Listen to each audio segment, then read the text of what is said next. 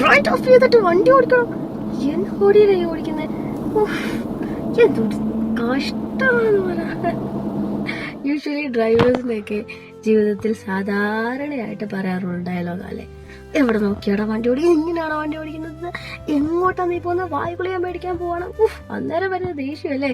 ഈ പ്രാർത്ഥന കഴിഞ്ഞ് വരുവാണെങ്കിലും കൂട്ടായ്മ കഴിഞ്ഞ് വരുവാണെങ്കിലും എന്നതാണെങ്കിലും ആ സമയത്ത് നമുക്ക് വരുന്ന ദേഷ്യം ഉണ്ടല്ലോ.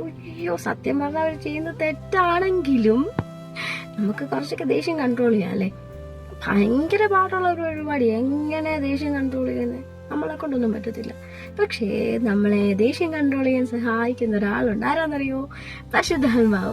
നമ്മളിവിടെ പരിശുദ്ധാത്മാവ് ഉണ്ടെങ്കിലില്ലേ, സത്യം പറഞ്ഞാൽ നമ്മുടെ കൂടെ നടക്കുന്ന, നമ്മളോട് ചേർന്നിരിക്കുന്ന പരിശുദ്ധാത്മാവ് നമ്മുടെ കൂടെ ഉണ്ടെങ്കിലില്ലേ, ദേഷ്യമൊന്നും സത്യത്തിൽ വരത്തില്ലെന്നേ. ഓപ്പോസിറ്റ് ബ്രൈറ്റ് അടിച്ച ഒരാൾ വന്നാൽ നമ്മൾ ഡിമ്മടിച്ചു പോയി അങ്ങ് പോകും. അതിനെക്കുറിച്ച് നമ്മൾ വലിയ ബോധേടാവത്തില്ല സത്യത്തിൽ. അത് നമ്മളെ ഡിസ്റ്റർബ് ചെയ്യത്തുമില്ല, അത് നമുക്കൊരു അപകടം വരുത്തത്തുമില്ല.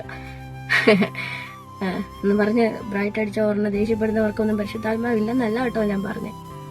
പക്ഷെ നമ്മളെ സ്വയം നിയന്ത്രിക്കാൻ സഹായിക്കുന്ന നമ്മുടെ ഒരു ബെസ്റ്റ് ഫ്രണ്ടാണ് നമ്മളെ. സാരമില്ലടോ, അതൊന്നും ഒരു പ്രശ്നമല്ല, ഇതൊക്കെ എന്ത് എന്ന് പറഞ്ഞ് നമ്മുടെ കൂടെ നിൽക്കുന്ന എല്ലാ വലിയ സിറ്റുവേഷൻസിനെയും ലഘൂകരിച്ച് കൂളാക്കി വിടുന്ന ഒരാളാണ് പരിശുദ്ധാത്മാവ്.